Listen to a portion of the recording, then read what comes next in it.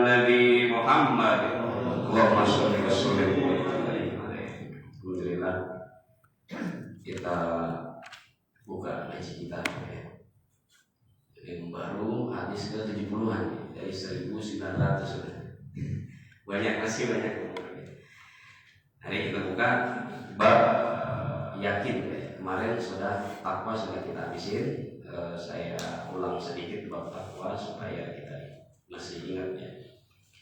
Bismillahirrahmanirrahim. Qala al-musannif rahimahullah lil Abi Zakaria Yahya bin Syaraf An-Nawawi bi sanadihi min kalamil mursalin Rasulullah Muhammad sallallahu alaihi wasallam fi kitab Riyadhus Shalihin bab taqwa wa babul yakin wa tawakkul. Bab takwa, mari kita sudah manfaat takwa, kita bisa diperbaiki amal-amal kita, diampuni dosa-dosa kita. Takwa kalau sering disebut di khotib Jumat ya, ayyuhalladzina amanu taqullaha haqqa tuqatih, sebenar-benarnya takwa. Wah, kalau berat ayat selanjutnya fattaqullaha mastata'tum, bertakwalah sesuai dengan kemaksimalanmu, sesuai dengan kemampuanmu. Nah, itu ada rukhsah, ada keringanan. Jadi kalau misalkan takwa kita tentang yang paling ringan itu iman tatul adza anit thariq, menyingkirkan hal-hal yang menghalangi pejalan dari thariq, duri atau mungkin batu atau mungkin kaca atau mungkin yang lain. Itu salah satunya yang ringan-ringan. Kemudian takwa juga menjadikan kita akan diberikan jalan keluar dengan tak disangka-sangka. Kalau kita kesulitan, takwa juga akan memberikan rezeki yang tak disangka-sangka. Takwa juga bisa menjadikan apa yang kita butuhkan akan diikuti oleh Allah, akan diberikan oleh Allah. Allahu dzul fadlil azim. Kemudian selanjutnya langsung di terakhir, dengan takwa juga di hadis-hadis selanjutnya kita dikasih gambaran bahwa dunia itu manis, menarik hati dari 3 hal. Satu dari kepemimpinan atau mungkin jabatan, 2 dari harta, 3 dari nisa, dari wanita. Itu bisa juga kita tergelincir. Bagaimana menyikapinya? Dengan takwa. Makanya benar kata orang tua dulu, hati-hati dengan 3 ta, harta, tahta, wanita. Karena sejauh-jauh hari, sejak 1400 tahun yang lalu sudah diingatkan sama Rasulullah. Dengan apa? Dengan takwa. Kemudian selanjutnya masih bab takwa juga di dalam terakhir Rasulullah SAW berhaji, yang juga disebut dengan haji wada. Wada itu artinya perpisahan.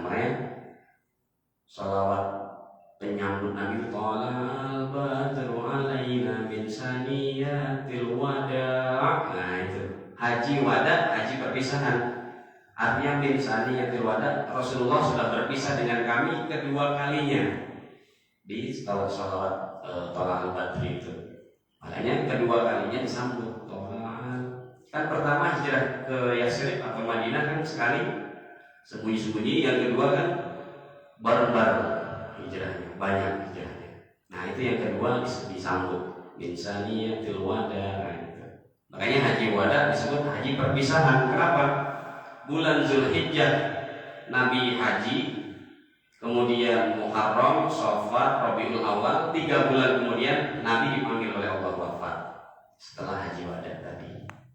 Kan Nabi lahir Rabiul Awal tanggal 12, hari Senin juga Pak.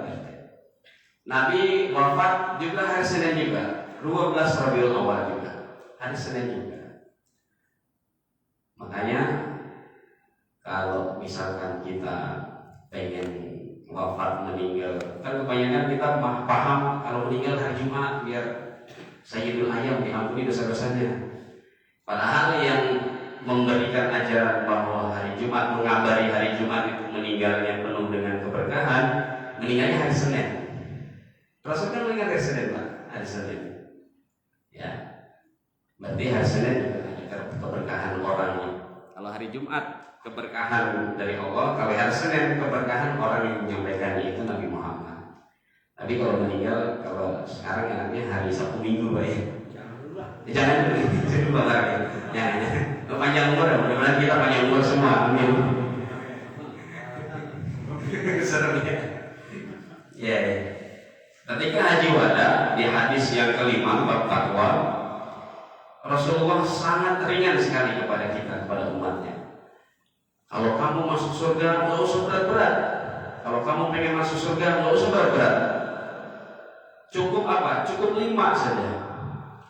Yang pertama adalah ittaqullah, takwa sama kepada Allah, wasallu khamsakum, jagalah sholat 5 waktumu. Nah itu yang pertama. Kemudian wasumu syahrakum, jagalah puasa Ramadanmu. Wa addu zakata amwalikum, tunaikanlah zakat hartamu. 3. Yang terakhir wa ati'u umarakum, taatlah sama pemimpin-pemimpinmu. Cukup 4 itu, Pak.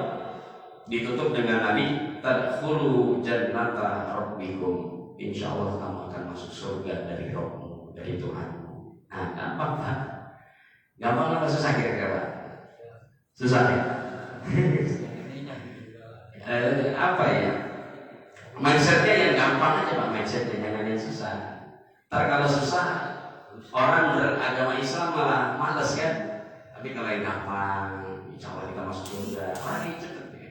Tapi kalau digini, wah neraka loh. Neraka ini pengaruh ya.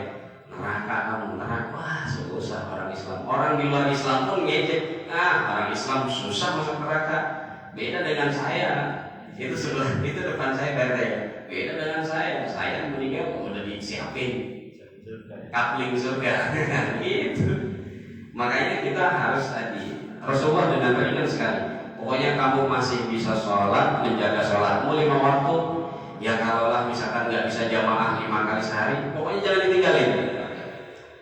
Pak lihat saya juga sama. Makanya setiap taklim belum tentu doa saya yang dikabul. Mungkin doa Pak ini Mas Imin, mungkin doa Pak Sodi, Pak Riko, mungkin doa Pak Mar, mungkin doa yang lain Pak Eko. Ya sama. Gitu. Jadi shollu khamsakum, pokoknya walaupun telat-telat, saya pengalaman sendiri aja, misalkan duhur lagi kerja tanggung jam 1 baru sholat. Pokoknya sholat aja, Pak. Sholat aja pokoknya. Kalau yang tingkatannya udah tinggi imannya, pasti jamaah terus 5 waktu jamaah terus. Iya. Alhamdulillah. Tapi kalau kayak saya masih imannya masih tipis ya. Jadi tapi itu Pak, shollu khamsakum, jangan tinggalin. Kalau saya jujur pernah sholat zuhur sampai jam 2:30 itu pernah di kerjaan itu. RT mungkin tahu tempat kerja lah. Ya karena itu tadi lagi nanggung kata bahasa itu. Tapi jangan tinggalin pokoknya. Shollu khamsakum. Wasumu syahrakum, Ramadan dijaga. Wa atu zakat amwalikum wa ati umarakum tadkhul jannah rabbikum. Rawahu Tirmidzi fi akhir kitab shalah, hadis hasan dan sahih. Hadis ini sangat hasan, terbaik dan sahih, dan sangat benar sahih. Itu mengenai takwa, Bapak-bapak, teman-teman hadirin sekalian. Mari kita masuk ke bab al-yakin wa tawakkul, yakin dan tawakal. Ini bab ke berapa ya? 6 atau 7 kita belajar ya. 7 ya, Ustaz Ma'ruf ya. Bab 7. Coba udah banyak banget ini kita, Pak. Udah banyak nih kalau kita laksanain semua, tapi ya itulah manusia. Manusia kadang-kadang lupa. Al-insan mahalul khata wal nisyan. Tapi paling tidak setiap malam Senin kita ingat ya. Dicas malam Senin sama, saya juga sama, Pak. Dicas. Oh iya begini. Dulu saya ngaji begini ya. Sekarang dicas lagi. Yang pertama kita dikasih bab an-niyah fi ikhlasil amal, niat ikhlas dalam setiap amal yang pertama. Yang kedua bab at-taubah. Yang ketiga bab sabar. Paling banyak itu sabar. Yang keempat bab lupa saya juga muraqabah, saling mawas diri, mengingatkan. Yang kelima kemarin bab takwa. Kurang ya babnya, bab muraqabah, bab sabar, bab siddiq, bab tentang jujur.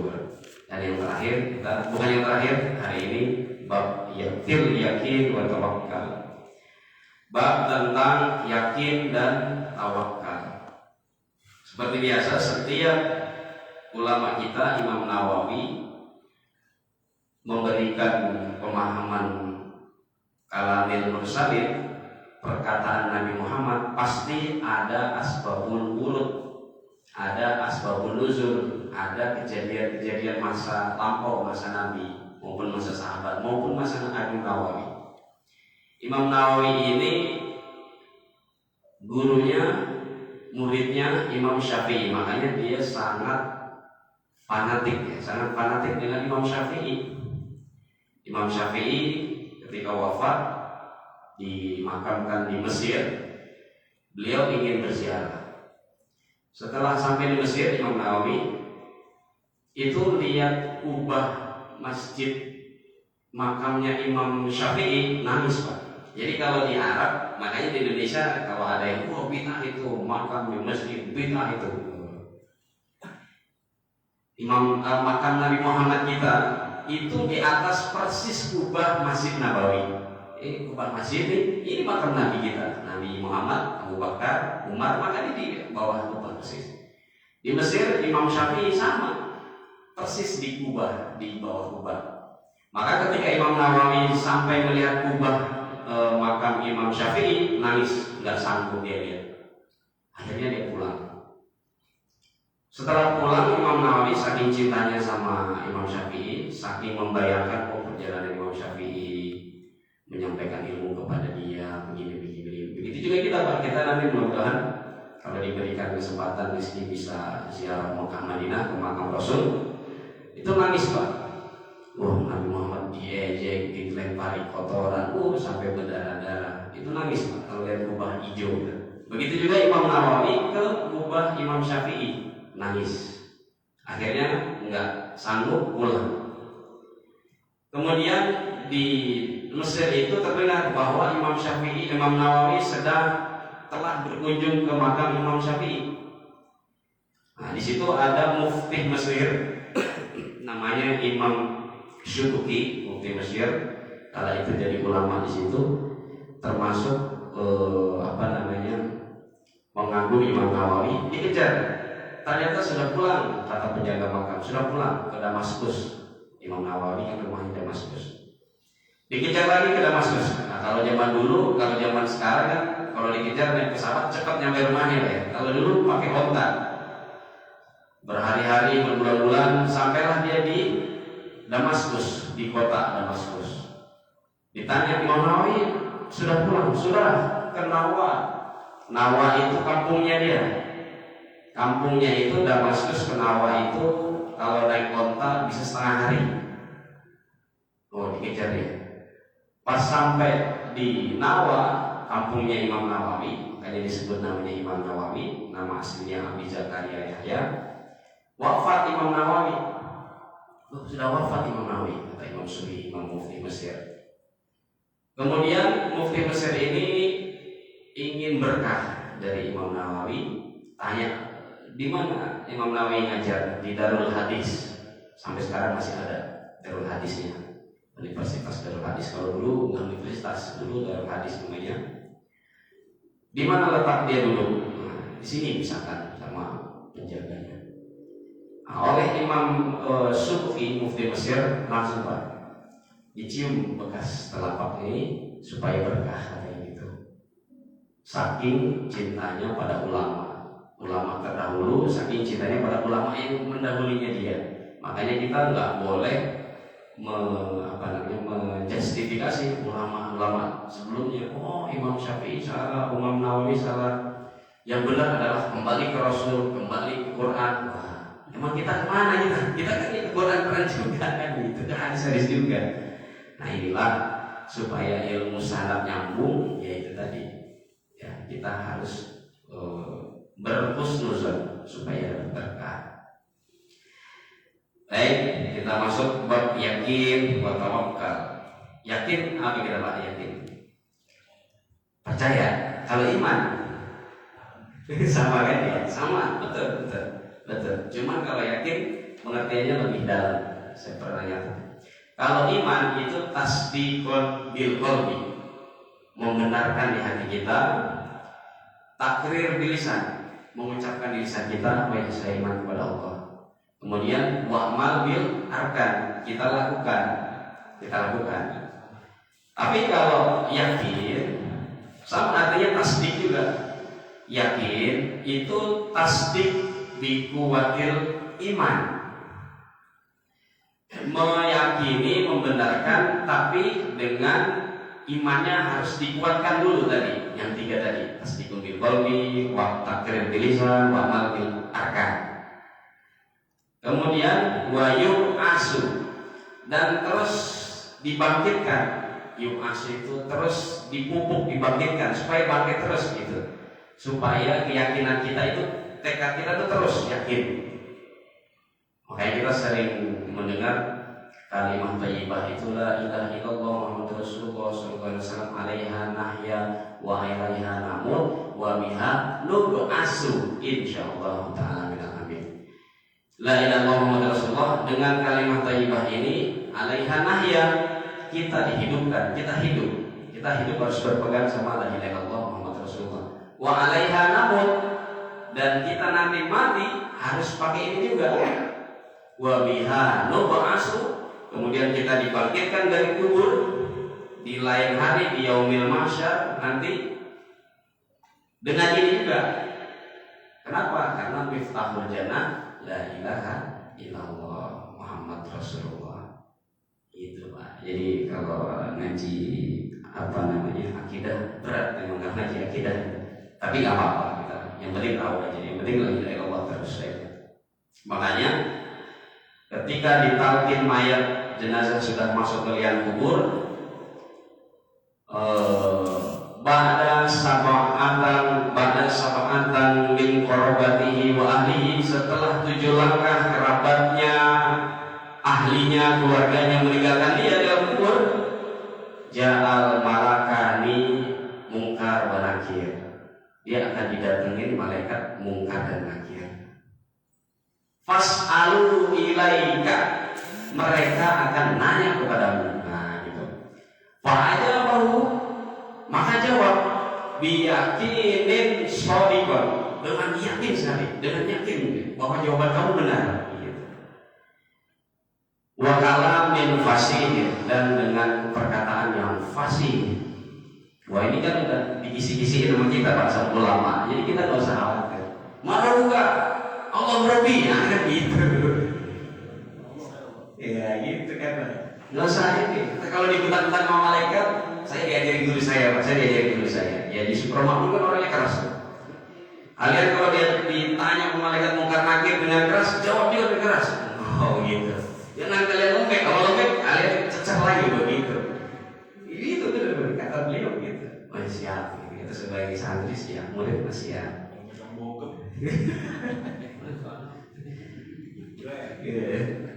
Tinggal bilang aja, oh malaikat mungkar nakir yang galak-galak, saya pernah ngaji juga, gituin aja. Di musola kita bersolihin gitu. Ya itu. Jadi gitu Pak. Biyakinin shodiqin wa kalamin fasihin. Yakin aja. Kita sudah dikasih kisi-kisi, sudah dikasih bocoran, ya tinggal Allah Rabbi, Muhammad Nabi wa Rasuli. Nah begitu aja. Catatan boleh nggak? Catatan boleh. Sedangkan kan sudah, kita sudah dipatri di sini kan, selama di sini kan sudah dipatri, sudah di dunia yang yakin aja. Jangan lupa. Oh yang lupa. Ya, itu Pak ya. Jadi yakin itu tadi, kuat iman, kita harus kuat. Wa yub'asu, dan terus harus kita bangkitkan. Setiap malam Senin dibangkitkan, setiap malam Jumat kita dibangkitkan dengan zikir, yasin, tahlil, itu salah satunya itu. Setiap ada orang meninggal dibangkitkan lagi. Oh iya, ternyata pelajarannya begini gitu ya. Tapi kalau lagi di tempat kerja lagi enak, lupa semua Pak ya. Lupa semua. Aduh ya Allah, astagfirullah ya. Lanjut ke ayat pertama atau Al-Quran surah itu yakin, dengan tawakal belum ya. Jadi yakin itu tadi menguatkan iman kita, tadi menguatkan kepercayaan kita, wayum asu, dan terus kita bangkitkan terus melalui apa? Melalui tadi zikir, taklim, lihat-lihat YouTube yang bernuansa membangkitkan keimanan, ketaatan, salah satunya itu tuh tambah yakin kita.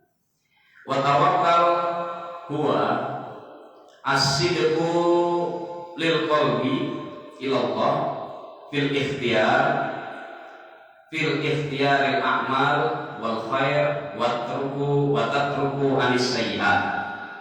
Tawakal adalah as-sidqu lil qalbi, membenarkan dari hati, maksudnya benar-benar dari hati, ilallah, bergantung kepada Allah, maksudnya gitu. Jadi jujur, benar-benar dari hati, kita ini bergantung sama Allah. As-sidqu lil qalbi ilallah, pokoknya hati kita, pikiran kita bergantung sama Allah. Fil ikhtiyar, di dalam berusaha, berikhtiar. Fil ikhtiyaril amal, di dalam berusaha setiap perilaku kita, setiap kegiatan kita. Wal khair, dalam kebaikan, wa tatruku anis sayyi'at, dan ketika meninggalkan sayyi'at, kejelekan, keburukan, kemaksiatan.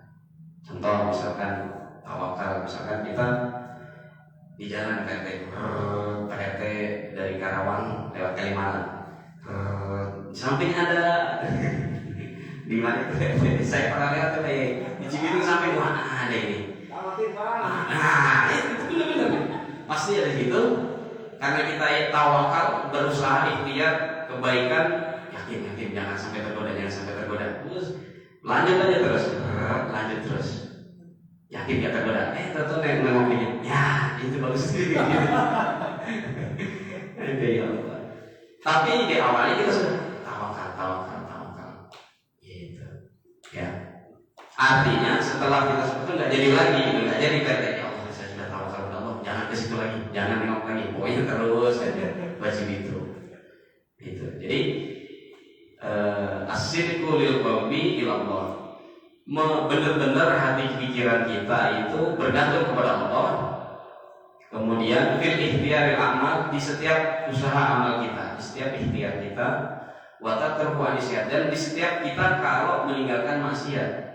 Makanya ketika ada hal-hal kita ingin beramal atau berperilaku yang baik, la haula wala quwata illa billah, berperilaku meninggalkan yang buruk, yang maksiat, juga la haula wala quwata illa billah. Kenapa?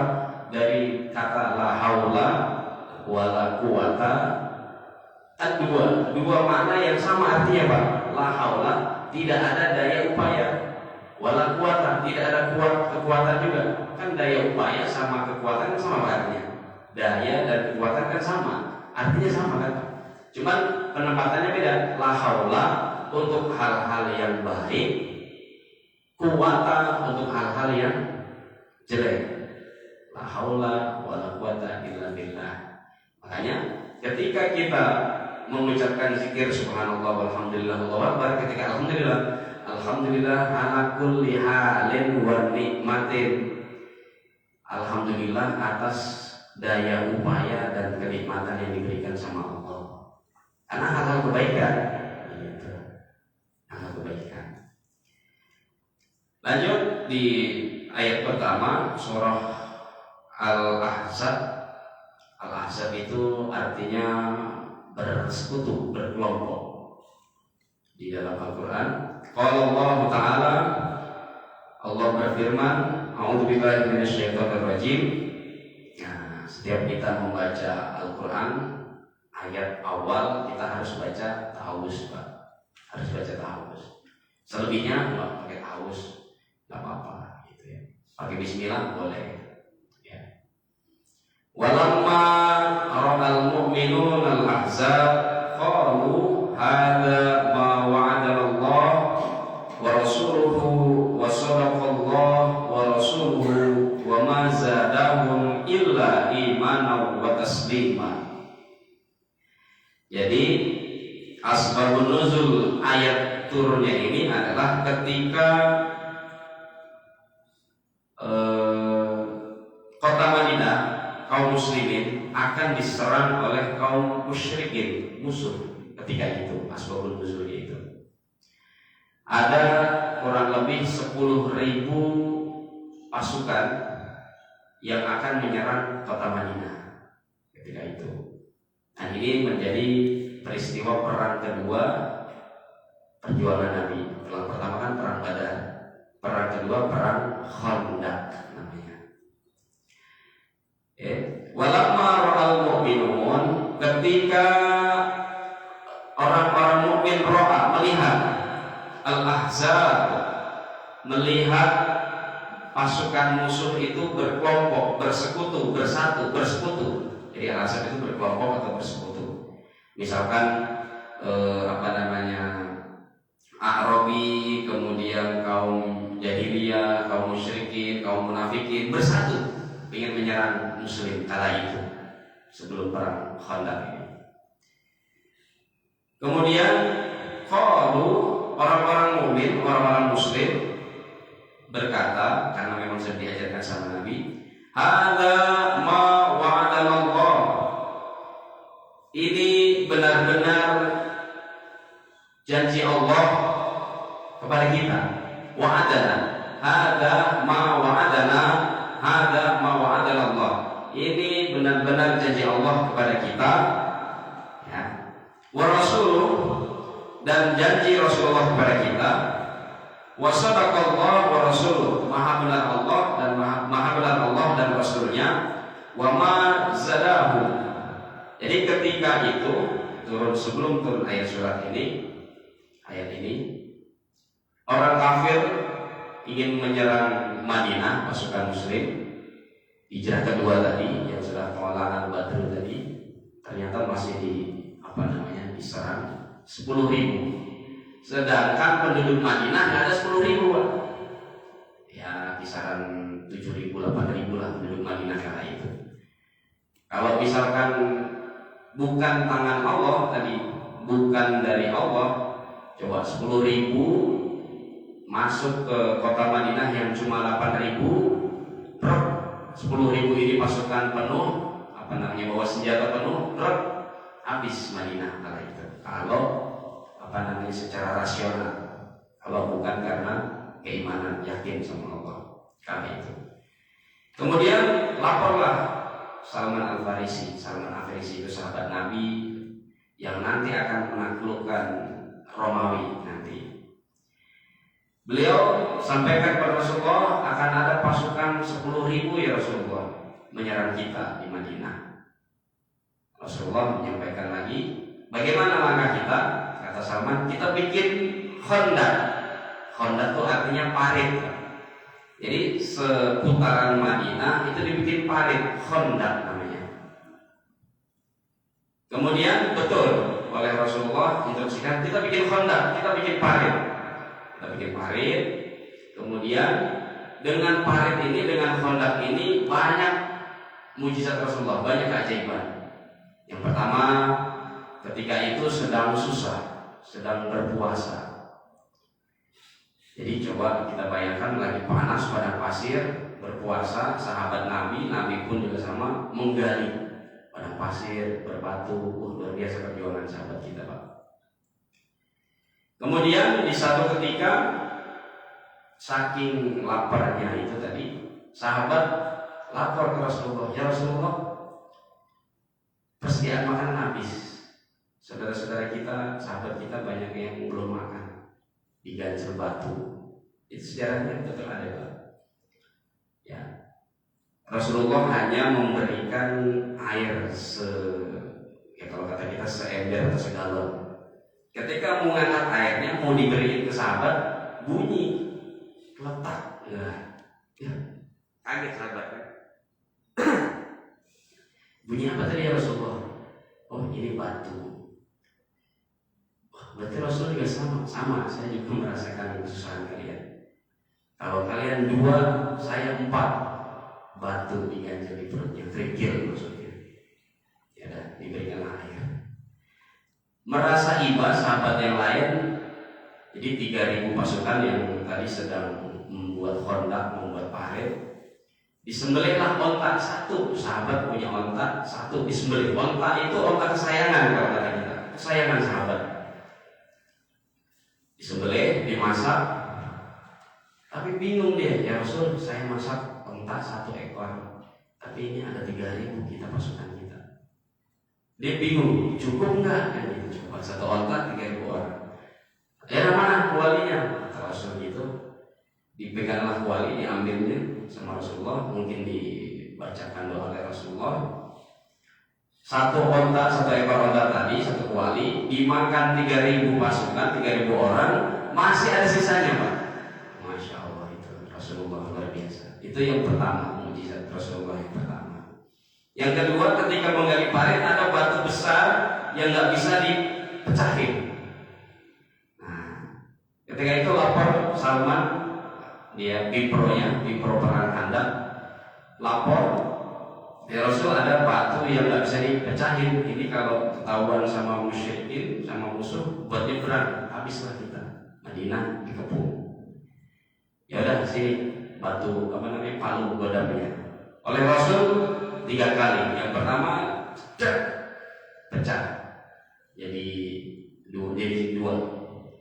Kemudian menyemburkan cahaya. Makanya hadis itu jadi hadis Nabi juga. Cahaya itu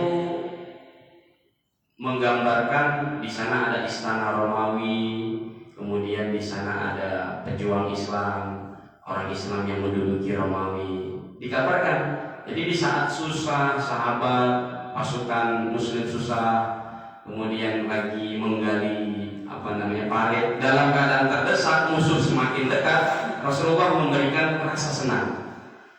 Tenang sahabatku, katanya begitu.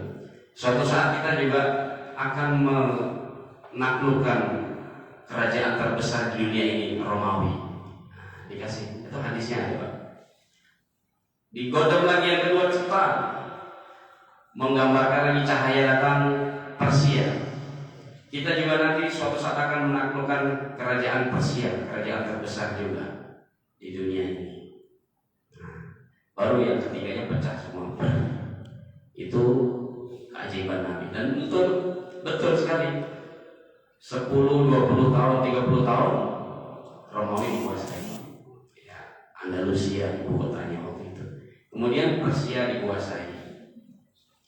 Masya Allah itu Persia. Ya, itu. Lanjut lagi.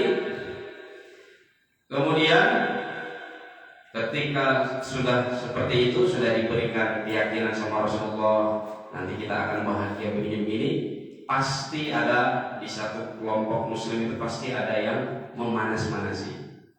Wah, kamu gimana itu? Kita cuma 3.000 orang, soalnya 10.000 orang, kalah pasti kita.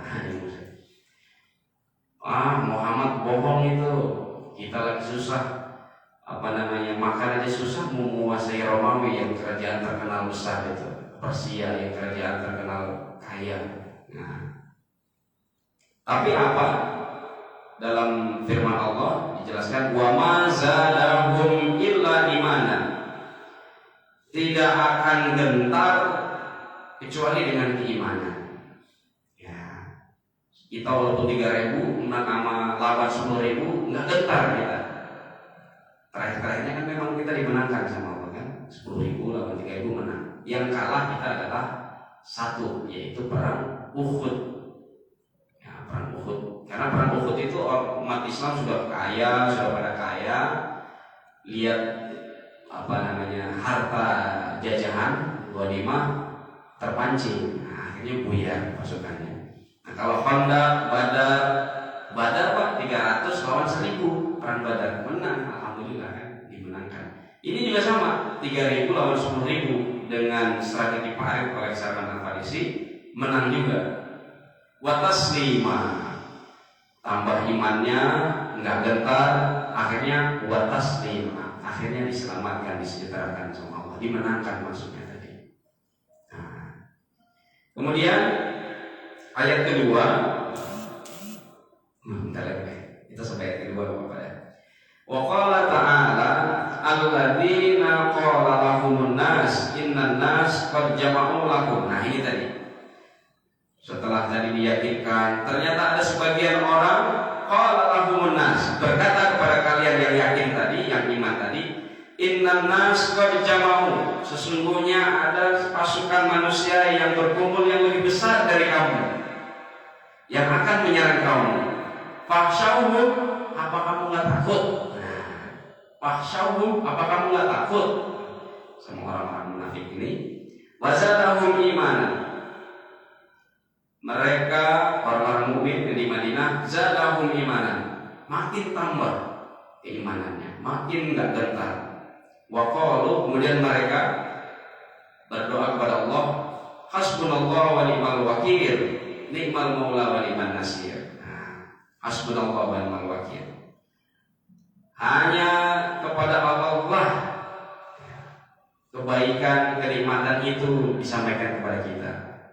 Makanya sama, kalau Rasulullah mengajarkan kita hasbunallahu wa ni'mal wakil, ni'mal maula wa ni'man nasir, umatnya Nabi Isa sama, inna ma'iya rabbi, inna ma'iya rabbi. Jadi kalau Rasulullah mengajarkan innallaha ma'ana, karena beliau mengajak dirinya dan umatnya sampai kita. Tapi kalau Nabi Isa, dia hanya sendiri, inna ma'iya rabbi, sesungguhnya bersamaku Tuhanku. Kenapa? Karena saat akhir-akhir diangkat oleh Allah, dia difitnah, dijuluki Tuhan lah, juru selamat lah. Nah, maka dia tidak berdoa buat umatnya, inna ma'iya rabbi, dia doanya hanya sungguhnya buat saya, Rob hanya kepada saya, bersama saya. Tapi kalau Nabi kita, innallaha ma'ana, hasbunallahu wa ni'mal wakil, ni'mal maula wa ni'man nasir.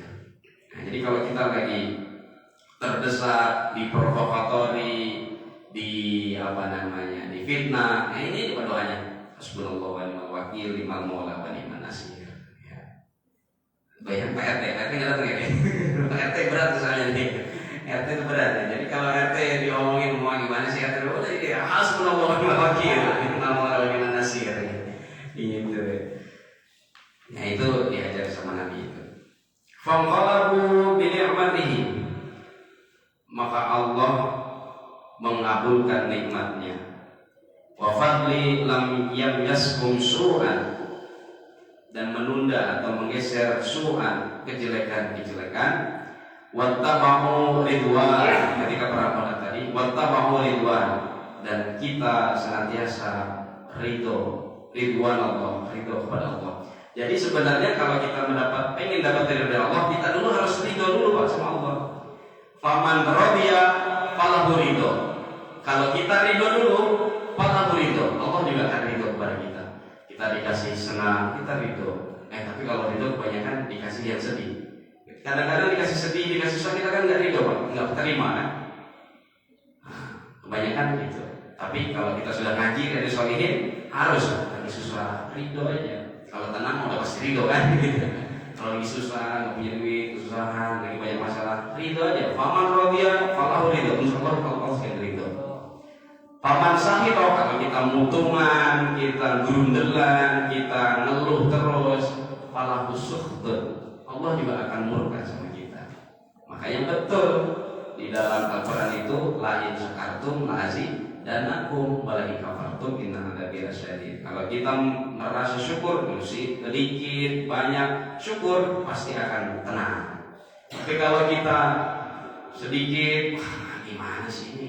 Gua sholat mulu, kamu sholat terus, tapi rezeki mampet mulu ini. La azidanakum wa la in kafartum, kafir namanya. Kufur nikmatnya. Itu dia. Wallahu dzul fadlil amin. Kenapa? Karena Allah itu paling tahu kebutuhan kita. Utamanya itu apa? Kebutuhan kita itu udah ditakar sama Allah. Wallahu dzul fadlil amin. Jadi tenang aja Pak. Kadang-kadang pusing juga sih. Ada anak sekolah bayaran gitu, pusing juga ya Pak RT. Tapi ya udah balik lagi ke situ aja, balik aja ke situ. Saya ridho ya Allah, walaupun susah duit, mudah-mudahan nanti ada duit buat bayar sekolah anak. Nah, gitu kita lihat. Mudah-mudahan itu, mudah-mudahan kan sunnah azan kita bisa mengambil hikmah dari dua ayat yang ada di kitab Riyadhus Shalihin. Mudah-mudahan ngaji kita, pemahaman kita mendapatkan keberkahan dari Allah Subhanahu wa taala. Mari kita tutup dengan doa kafaratul majelis.